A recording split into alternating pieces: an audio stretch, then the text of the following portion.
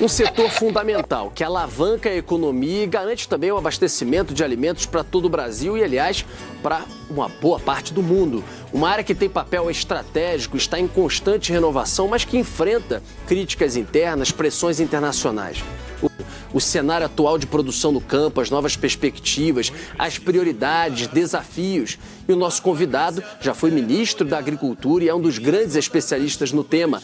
Hoje é coordenador de agronegócio na Escola de Economia da Fundação Getúlio Vargas, em São Paulo. É um prazer estar com vocês aqui. A gente que agradece, estão aqui. Como que está esse cenário agora? Como foi esse impacto? E o que o senhor entende para frente nessa mecânica global em termos de preço e do papel do Brasil no fornecimento cada vez maior de alimentos?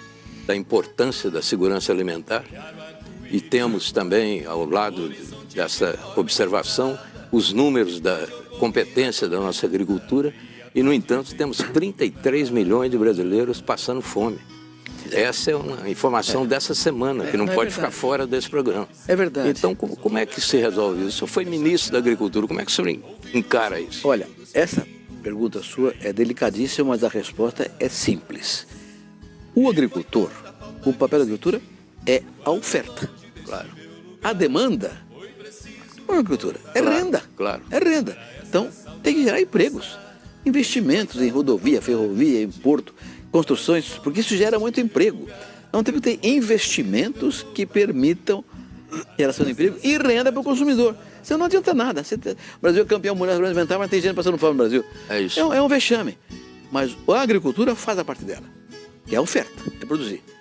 Agora, quem vai fazer a outra parte são políticas públicas e ação urbana, basicamente. E é o que está faltando, né? É o que está faltando. Tecnologia, que é fundamental na história recente da nossa produção agrícola, ela já chegou para o pequeno produtor, porque eu outro dia estava observando uma colheitadeira. Eu estava observando uma, olhei a cabine daquilo ali. É preciso de um engenheiro, um piloto, alguém para pilotar aquele troço. Tem 3 computadores de bordo, 4 computadores de bordo. Pois é. E com o 5G chegando no campo. Uma daquela ali, se olhar a cabine daquilo ali, entendeu? O Márcio pilota. Mais tecnologia do que os nossos carros, não. Isso aí mas não tem comparação. Não tem comparação. O Márcio talvez saiba, eu não sei. Longe disso. Mas, professor, como é que o pequeno produtor faz com isso? Eu sei que a cooperativa é um caminho, mas como é que está a cooperativa no Brasil? Muito bem. A sua pergunta me dá margem a uma especulação adicional. Com a globalização da economia, a margem por unidade de produto agrícola ou de qualquer outra atividade diminuiu. De modo que a renda do produtor se dá na escala. Ora, o pequeno produtor, não tem por escala. Definição, não tem escala. Então como é que ele ganha? A liquidado. Ou ele tem subsídio, como acontece na Europa, o produtor rural não é um produtor, é um tomador de subsídio, e concorre conosco dessa forma. Ou cooperativa, porque na cooperativa ele faz a escala com seus irmãos, com seus iguais, seus companheiros de produção. Então, o cooperativismo é um instrumento que está crescendo no Brasil, no mundo inteiro, mas no Brasil espetacularmente. Hoje, na tua pergunta, 54% da produção agrícola brasileira passa por cooperativas. Mais da metade.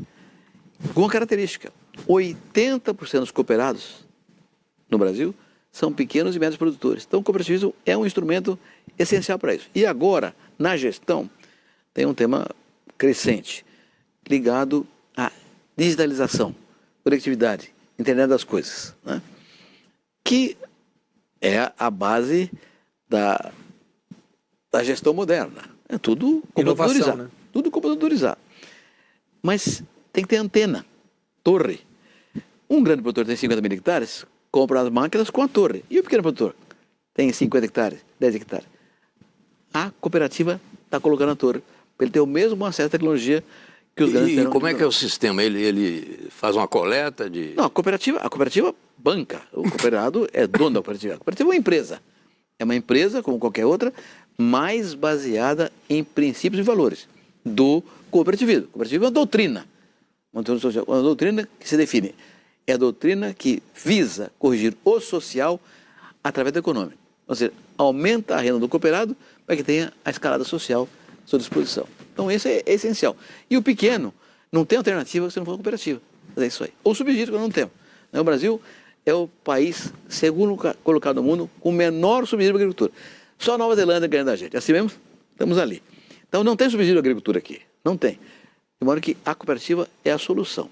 Ela não só faz a renda na escala, como ela vende ao cooperado, que é dono da cooperativa, o insumo adequado, e não o insumo que o vendedor quer vender. O insumo adequado para a terra dele, para o produto dele. Vende a semente adequada, a máquina adequada, dá assistência técnica, faz a colheita, transforma, agregando valor, e vende em pulo. De modo que ela presta todos os serviços que um grande tem sozinho para o coletivo. E aí vale a pena como negócio, quer dizer, tem um bom resultado. Sim. Aquilo que individualmente não daria resultado, lá dá o suficiente para ele... Desde que a cooperativa seja bem gerida, se for uma gestão aí, seja bem gerida. Né? E hoje, felizmente, o sistema brasileiro, a OCB, a Organização das Cooperativas Brasileiras, criou sistemas baseados em autogestão, em tecnologia, em internet, em internet das coisas. Espetacular. Pô, eu fui a Paraná outro dia, eu fiquei impressionado com as cooperativas no Paraná, amigo. Umas coisas monstruosas, gigantes. Leite, enfim, no Paraná a agricultura é muito avançada, né? Apesar de estar sendo muito prejudicada com estiagem, às vezes com problemas lá, mas um negócio impressionante, assim, mas cada cooperativa, nós já mostramos no Jornal da Band uma série de reportagens sobre as cooperativas. E pequenos produtores, viu, Rodrigo? Isso. Agora, professor, e a verticalização, por exemplo? A cooperativa é realmente a grande saída, né? Mas o produtor, por exemplo, que tem a cadeia produtiva com ele, né? Ou seja, a empresa que vai comprar dele a área de suíno, o setor de suíno, por exemplo, utiliza muito isso. Isso é uma saída também, né? Porque hoje o produtor que resolve produzir sozinho, tem que comprar o farelo, comprar os insumos, ele está meio atrapalhado, né? Ele precisa prever isso, né? Mas as cooperativas já fazem isso. Lá no Paraná, particularmente, tem cooperativa de suínos espetacular. Tem cooperativa de peixe no Paraná, hoje. Isso. Espetacular também. De aves, suínos, peixe, leite. São pequenos produtores que estão tendo todo o padrão tecnológico dado pela cooperativa, vendido pela cooperativa. Então, a cooperativa tem que ser eficiente. Eu digo sempre que a cooperativa é a extensão no coletivo do que eu não posso fazer sozinho. Eu não posso ter um agrônomo para mim. Tem na cooperativa. Pode ter um veterinário. Tem na cooperativa. Não pode ter um armazém. Tem na cooperativa. Não pode ter uma fábrica de óleo ou uma integração de aves e suínos. A cooperativa faz isso para mim. Então, a cooperativa é a extensão no coletivo do que eu faço. Mas nesse caso, professor, a preocupação do Mitra ela é muito importante com o pequeno, mas nesse caso, as empresas estaduais, por exemplo, a Emater, não auxiliam? Tem o Senar da CNA, não auxilia o pequeno produtor nesse sentido também? Também, não só pequeno, auxiliam todos, né? Sim. A questão da assistência técnica e extensão rural é muito importante e no Brasil foi meio abandonado. O Collor extinguiu a Emater, que era a empresa brasileira de assistência técnica e extensão rural. Então ficamos sem assistência técnica. Hoje... Alguns estados mantiveram, né? Mas são estaduais. Estaduais. São Paulo tem a CAT, por exemplo. Mas isso aí não resolve o problema do pequeno, porque o pequeno não tem escala. Ele pode ter uma assistência técnica, etc., mas a produção dele não tem escala. Se não tiver escala, não tem renda. Mas a cooperativa da assistência técnica também. Então, tem toda a razão. Hoje, há estados... Santa Catarina tem uma assistência técnica estadual muito boa. Minas Gerais também tem. Mas alguns estados não tem nada. Na São Paulo também tem a CAT, que funciona muito bem. Mas aonde não tem... É preciso que as cooperativas façam isso. Não adianta só ensinar a fazer. Tem que dar os insumos para fazer. Senão você fala, olha, tem que plantar aqui é algodão, não é soja. Cadê o caroço do algodão? Cadê a semente do algodão? Cadê a máquina do algodão? Então a cooperativa tem que dar a tecnologia e a extensão rural para que as coisas funcionem bem. Não há dúvida nenhuma que a extensão rural pública é importante, mas cada vez mais, na tua ideia, Márcio... Eu não estou querendo jogar nas costas do poder público, não. Mas tem que ter mesmo. Mas durante o pequeno produtor. Agora, tem um dado que pouca gente conhece. O Brasil tem mais ou menos 5 milhões de produtores rurais. Mais ou menos. O número vai de 4.900, 5.200. 5 milhões. 5 milhões. Grande número. Dos quais 1 milhão estão no mercado. Pequenos, médios ou grandes. Ou individualmente, ou em cooperativas, ou associações de classe estão no mercado. E os 4 milhões? 4 milhões estão na margem do mercado. A margem do mercado? A estrutura familiar, que não teve, o cara não estudou, não tem acesso à tecnologia, não tem acesso ao crédito, não tem o título de propriedade da terra. Tem 4 milhões de proprietários rurais no Brasil que estão marginais do mercado. Então o que? Agricultura de subsistência? Subsistência, pequeno produtor, mas grande também, que não, por qualquer razão, não teve acesso à informação. Então, para esse pessoal, a solução é uma só, cooperativa. Então, compete ao Estado estimular.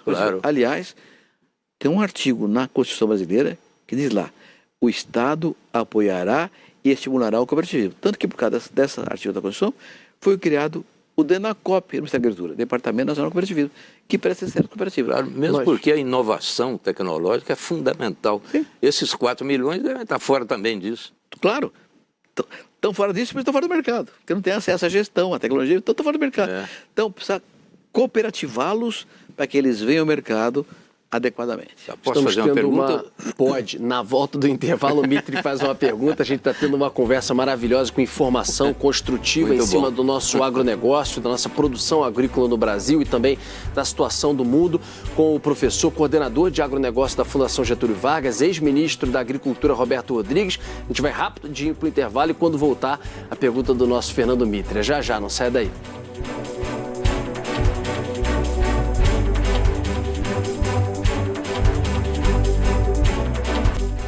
De volta aqui com o Canal Livre, uma conversa ótima, maravilhosa. A gente falando aqui no intervalo sobre diversos assuntos sobre o agronegócio brasileiro com o professor Roberto Rodrigues e, como prometido, a gente abre com a pergunta do Mitri. Diga, Mitri. Professor, a inovação é fundamental na economia de um modo geral, mais ainda na agricultura, e a gente prova isso todo dia vendo os números do agronegócio. Agora, inovação significa espírito renovado também. Eu há pouco tempo li uma matéria sobre o perfil do produtor rural francês, se não me engano. É só gente mais velha. Os jovens não ficam lá, eles não ficam. Na Europa inteira, Mitri. Na Europa inteira é assim. E eu fico imaginando como é que esse pessoal mais velho convive com a tecnologia que muda o tempo todo.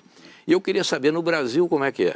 Os jovens estão deixando o campo também, deixando para os pais e os avós, ou eles estão lá acreditando no trabalho agrícola?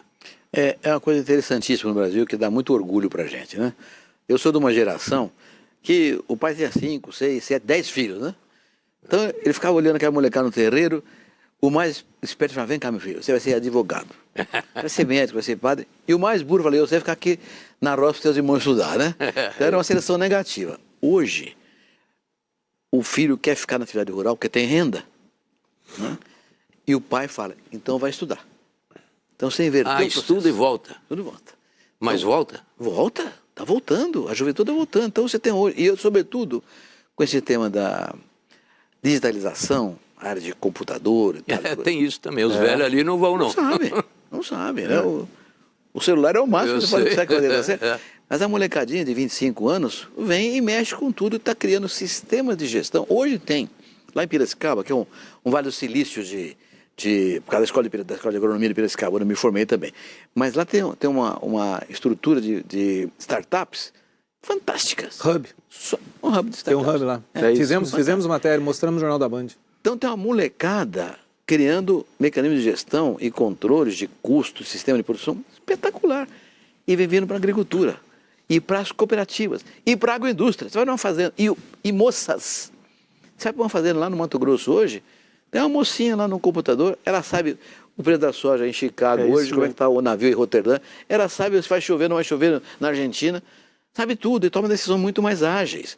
Então, você é uma juventude hoje que vem vindo para o campo ligada na internet. Eu tenho tenho um amigo, Mitri, com 2 irmãs, eles têm fazenda justamente no centro-oeste, enfim, da família, todos tinham suas profissões. E simplesmente hoje os 3 estão muito mais voltados, saindo dessa área, vamos dizer assim, das capitais e de suas profissões, estão totalmente especializados, focados com programas de computador controlando produção e focados na produção da fazenda e aumentando a produção. Controle de na máquinas, fazenda. controlar a hora de máquina, se a máquina está dando resultado ou não, ficou velha, tem que trocar a máquina. São sistemas importantíssimos de controle. Podemos dizer...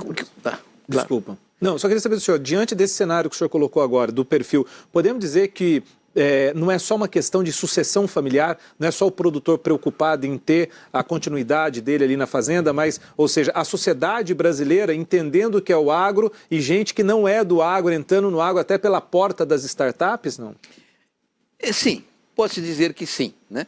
Mas Isso em geral são jovens, estão informados na escola de agronomia, em escolas de ciências agrárias, né? Que participam desse curso, porque eles entendem um pouco mais da mecânica da gestão rural, né? Mas tem uma consequência também, que é o seguinte, muitas vezes, você está citando um caso de 3 filhos que ficaram na fazenda, mas está acontecendo um outro dado. Até recentemente, um filho de um sujeito do interior do país, queria ser advogado ou médico, ia para a capital. Hoje, estão ficando nas cidades em que eles nasceram. Então, você está tendo uma evolução urbana com gente mais qualificada por causa da agricultura. Ou seja, a renda rural reverte também para a área urbana, não só nas capitais, mas nas pequenas cidades do interior. Infraestrutura logística, política comercial, acordos comerciais, política de renda, tecnologia e sustentabilidade.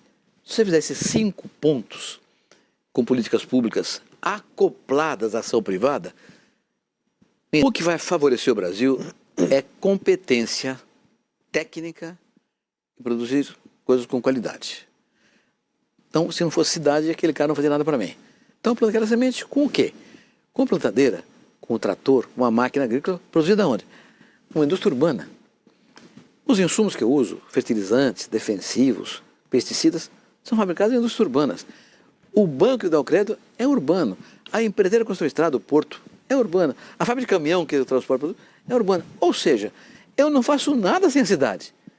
É produtor rural, para plantar uma semente, preciso da cidade. Em tudo. E quem trabalha na fábrica de adubo, de defensivo, de caminhão, de trator, trabalha para a agricultura também. Nem sabe, mas ele faz parte desse 27% do PIB que produz a agricultura. Tudo bem, eu com tudo isso planto e cultivo até colher. Onde vai minha colheita? Vai para uma fábrica de alimentos que é urbana. Os alimentos são embalados em embalagens fabricadas em fábricas urbanas. Ou vai para um supermercado, que é urbano. Ou vai para um porto, que é urbano. Para exportação. Então, os contratos que são feitos, quem faz? Advogados urbanos. Ou seja, eu só planto se a cidade estiver me ajudando. E só vendo. Então, a relação entre urbano e rural é siamesa. E o urbano não vai nem comer e nem se vestir se for produto rural. Então, um depende do outro, intrinsecamente. Claro. Esse conceito é que a Europa desenvolveu, que a Catherine Deneuve expôs. Na França, o produtor rural, o camponês, é fundamental na história da França. É considerado herói. É, herói. É. E tem um poder danado. Quando eles querem, eles param aquele troço todo lá. Esse relato do professor Roberto Rodrigues, eu estava lendo um artigo do Evaristo Miranda, foi presidente da Embrapa, é nosso colunista no grupo. Ele escreveu esses dias, vale a pena ler. Sem lixo, os resíduos da agropecuária brasileira alimentam, vestem e movimentam o seu cotidiano. Tem um artigo dele, Reciclagem e Agropecuária Lixo Zero. Então, acho que é muito o que deixa aqui nesse recado final, porque infelizmente nosso tempo está acabando. Caramba, já? Professor, engenheiro agrônomo, ex-ministro da Agricultura e coordenador de agronegócio da Fundação Getúlio Vargas, Roberto Rodrigues, que deu, como eu disse agora há pouco, uma aula para a gente ao longo do programa. Professor, muito obrigado pela presença no Canal Livre e que venham outros. Imagina, eu que agradeço pela oportunidade. É tão difícil ter tanto tempo assim para falar da agricultura e falar a verdade. Não se trata de inventar nada. Eu sempre ouço a história do Gramsci, né? O Gramsci dizia, repita a mentira que ela é a verdade. Nós, só temos que repetir a verdade. Nós vamos ser, está escrito nas estrelas, campeões mundiais da paz. Eu já